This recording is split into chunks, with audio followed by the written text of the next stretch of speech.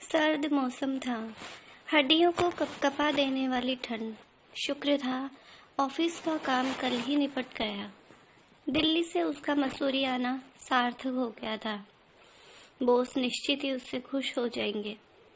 श्रीनिवास खुद को काफी हल्का महसूस कर रहा था। माता पिता की वह इकलौती संतान थी। उसके अलावा 2 छोटी बहनें थी। पिता नौकरी से रिटायर्ड थे। बेटा होने के नाते घर की जिम्मेदारी उसे ही निभानी थी। वह बचपन से ही महत्वाकांक्षी रहा है। मल्टीनेशनल कंपनी में उसे जॉब पढ़ाई खत्म करते ही मिल गई थी। आकर्षक व्यक्तित्व का मालिक तो वह था ही, बोलने में भी उसका जवाब नहीं था। लोग जल्दी ही उससे प्रभावित हो जाते थे। कई लड़कियों ने उससे दोस्ती करने की कोशिश की, लेकिन अभी वह इन सब पचड़ों में नहीं पड़ना चाहता था। श्रीनिवास ने सोचा था मसूरी में उसे 2 दिन लग जाएंगे, लेकिन यहाँ तो एक दिन में ही काम निपट गया। क्यों न कल मसूरी घूमा जाए। श्रीनिवास मजे से गर्म कंबल में सो गया। अगले दिन वह मसूरी के माल रोड पर खड़ा था, लेकिन पता चला आज वहाँ टैक्सी व बसों की हड़ताल है। इस हड़ताल को भी आज ही होना था। श्रीनिवास तभी सोच में पड़ा ही था कि एक टैक्सी वाला उसके पास आ कानों में फुसफुसाया, साहब कहाँ जाना है? अरे भाई, मसूरी घूमना था, लेकिन इस हड़ताल को भी आज होना था। कोई दिक्कत नहीं साहब, अपनी टैक्सी है ना, इस हड़ताल के चक्कर में अपनी वोट लग जाती है। सर जी, हम आपको घुमाने ले चलते हैं, लेकिन आपको एक मैडम के साथ टैक्सी शेयर करनी होगी। वे भी मसूरी घूमना चाहती हैं। आपको कोई दिक्कत तो नहीं? ड्राइवर बोला। कोई चारा भी तो नहीं। चलो, कहाँ है टैक्सी? ड्राइवर ने दूर खड़ी टैक्सी के पास खड़ी लड़की की ओर इशारा किया। श्रीनिवास ड्राइवर के साथ चल पड़ा। हेलो, मैं श्रीनिवास, दिल्ली से। हेलो, मैं मनामी, लखनऊ से। मैडम, आज मसूरी में हम 2 अनजानों को टैक्सी शेयर करना है। आप कंफर्टेबल तो रहेंगे ना? हाँ, थोड़ा अनकंफर्टेबल लग तो रहा है, पर इट्स ओके। इतने छोटे से परिचय के साथ गाड़ी में बैठते ही ड्राइवर ने बताया, सर, मसूरी से लगभग 30 किलोमीटर दूर टिहरी जाने वाली रोड पर शांत और खूबसूरत जगह धनोल्टी है। आज सुबह से ही वहाँ बर्फबारी हो रही है। क्या आप लोग वहाँ जाकर बर्फ का मजा लेना चाहेंगे? मैंने एक प्रश्नवाचक निगाह मनामी पर डाली, तो उसकी भी निगाह मेरी तरफ ही थी। दोनों की मौन स्वीकृति से ही मैंने ड्राइवर को धनोल्टी चलने को हाँ कर दिया। गूगल से ही बहुत मसूरी और धनोल्टी के बारे में जाना था। आज प्रत्यक्ष रूप से देखने का पहली बार मौका मिला है। मन बहुत ही कौतूहल से भरा था।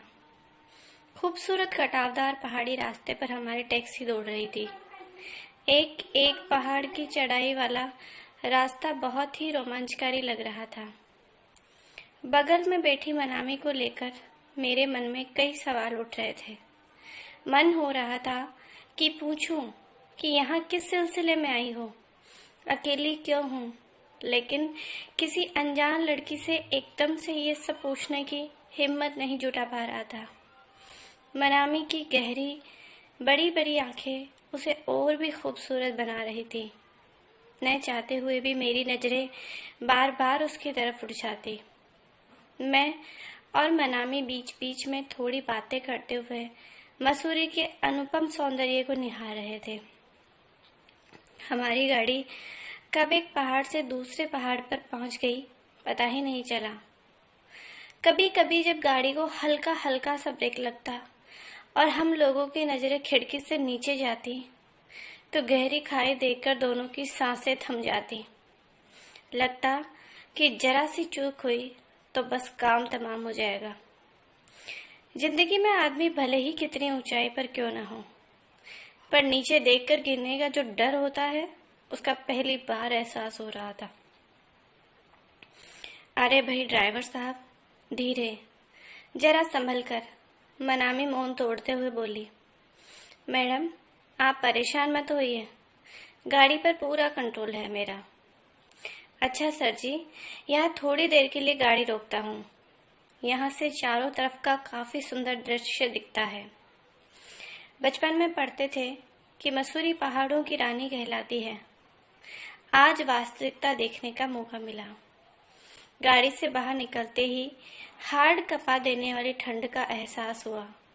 चारों तरफ से धुएं जैसे उड़ते हुए कोहरे को देखने से लग रहा था मानो हम बादलों के बीच खड़े होकर आंख मिचोली खेल रहे हों। दूरबीन से चारों तरफ नजर दौड़ाई तो सोचने लगा, कहाँ थे हम और कहाँ पहुंच गए। अभी तक शांत सी रहने वाली मनामी धीरे से बोल उठी, इस ठंड में यदि एक कप चाय मिल जाती तो अच्छा रहता। चलिए, पास में ही एक चाय का स्टॉल दिख रहा है, वहीं चाय पी जाए, मैं मनामी से बोला। हाथ में गरम दस्ताने पहनने के बावजूद चाय के प्याले की थोड़ी सी गर्माहट भी काफी सुकून दे रही थी। मसूरी के अप्रतिम सौंदर्य को अपने अपने कैमरों में कैद करते हुए जैसे ही हमारी गाड़ी धनोल्टी के नजदीक पहुंचने लगी, वैसे ही हमारी बर्फबारी देखने की आकुलता बढ़ने लगी। चारों तरफ देवदार के ऊंचे ऊंचे पेड़ दिखने लगे थे जो बर्फ से आच्छादित थे। पहाड़ों पर ऐसा लगता था जैसे किसी ने सफेद चादर ओढ़ा दी हो। पहाड़ एकदम सफेद लग रहे थे। पहाड़ों के ढलान पर काफी फिसलन होने लगी थी। बर्फ गिरने की वजह से कुछ भी साफ साफ दिखाई नहीं दे रहा था।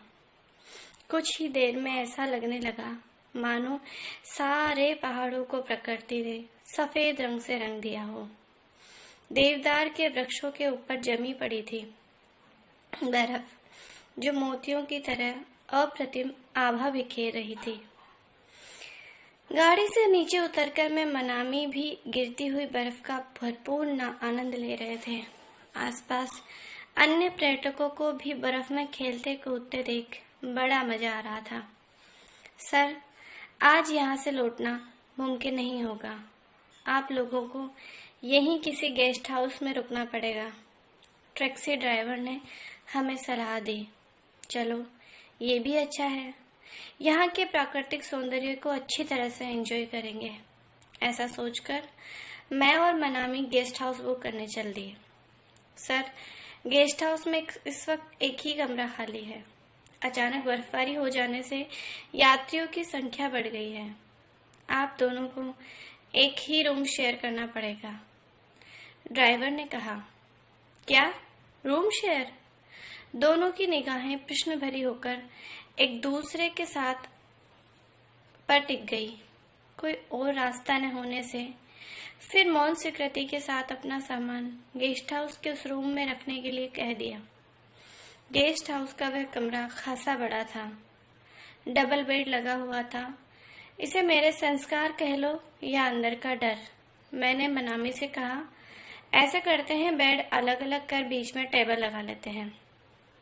मनामी ने भी अपनी मौन सहमति दे दी। हम दोनों अपने अपने बेड पर बैठे थे। नींद ने मेरी आंखों में थी न मनामी की। मनामी के अभी तक के साथ से मेरी उससे बात करने की हिम्मत बढ़ गई थी। अब रहा नहीं जा रहा था। बोल पड़ा, तुम यहाँ मसूरी क्या करने आई हो? मनामी भी शायद अब तक मुझसे सहज हो गई थी। बोली, मैं दिल्ली में रहती हूँ। अच्छा, दिल्ली में कहाँ? सरोजनी नगर। अरे व्हाट अ कोइंसिडेंस, मैं INA में रहता हूँ। मैंने हाल ही में पढ़ाई कंप्लीट की है। 2 और छोटी बहनें हैं। पापा रहे नहीं, मम्मी के कंधों पर ही हम बहनों का भार है। सोचती थी जैसे ही पढ़ाई पूरी हो जाएगी मम्मी का भार कम करने की कोशिश करूंगी, लेकिन लगता है अभी वह वक्त नहीं आया। दिल्ली में जॉब के लिए इंटरव्यू दिया था। उन्होंने सेकंड इंटरव्यू के लिए मुझे मसूरी भेजा है। वैसे तो मेरा सिलेक्शन हो गया है, लेकिन कंपनी के टर्म्स एंड कंडीशंस मुझे ठीक नहीं लग रही। समझ नहीं आ रहा क्या करूं। इसमें इतना घबराने या सोचने की क्या बात है? जो पसंद नहीं आ रही तो मत करो। तुम्हारे अंदर काबिलियत है तो जॉब दूसरी जगह मिल ही जाएगी। वैसे मेरी कंपनी में अभी न्यू वैकेंसी निकली है, तुम कहो तो तुम्हारे लिए कोशिश करूं। सच, मैं अपना सीवी तुम्हें मेल कर दूंगी। शायद वक्त ने हमें मिलाया इसीलिए हो कि मैं तुम्हारे काम आ सकूं। श्रीनिवास के मुंह से अचानक निकल गया। मनामी ने एक नजर श्रीकांत की तरफ फेरी, फिर मुस्कुराकर निगाहें झुका ली। श्रीनिवास का मन हुआ कि ठंड से कपकपाते हुए मनामी के हाथों को अपने हाथों में ले ले, लेकिन मनामी कुछ गलत न समझ ले, ये सोच रुक गया। फिर कुछ सोचता हुआ कमरे से बाहर चला गया। सर्द भरी रात, बाहर गेस्ट हाउस की छत पर गिरते बर्फ से टपकते पानी की आवाज अभी भी आ रही थी। मनामी ठंड से सिहर रही थी कि तभी कॉफी का मग बढ़ाते हुए श्रीनिवास ने कहा, ये लीजिए, थोड़ी गर्म व कड़क कॉफी। तभी दोनों के हाथों का पहला हल्का सा स्पर्श हुआ तो पूरा शरीर सिहर उठा। एक बार फिर दोनों की नजरें टकरा गई। पूरे सफर के बाद अभी पहली बार पूरी तरह से मनामी की तरफ देखा तो देखता ही रह गया। कब मैंने मनामी के होठों पर चुंबन रख दिया पता ही नहीं चला। फिर मौन स्वीकृति से थोड़ी देर में ही दोनों एक दूसरे के आगोश में समा गए। सांसों की गर्माहट से बाहर की ठंड से राहत महसूस होने लगी। इस बीच मैं और मनामी एक दूसरे को पूरी तरह कब समर्पित हो गए पता ही नहीं चला। शरीर की कपकपाहट अब कम हो चुकी थी। दोनों के शरीर थक चुके थे पर गर्माहट बरकरार थी। रात कब गुजर गई पता नहीं चला। सुबह सुबह जब बाहर पेड़ों पत्तों पर जमी बर्फ छन छन कर गिरने लगी तो ऐसा लगा मानो कि पूरे जंगल में किसी ने तराना छेड़ दिया हो। इसी तराने की हल्की आवाज से दोनों जागे तो मन में एक अतिरिक्त आनंद और शरीर में नई ऊर्जा आ चुकी थी। मन में न कोई अपराध बोध न कुछ जानने की चाह, बस एक मौन के साथ मैं और मनामी साथ साथ चल दिए। थैंक यू दोस्तों। तो आज आपको हमारी ये मसूरी की कहानी कैसी लगी प्लीज़ कमेंट में ज़रूर बताइए। चैनल को लाइक एंड सब्सक्राइब करना मत भूलिए।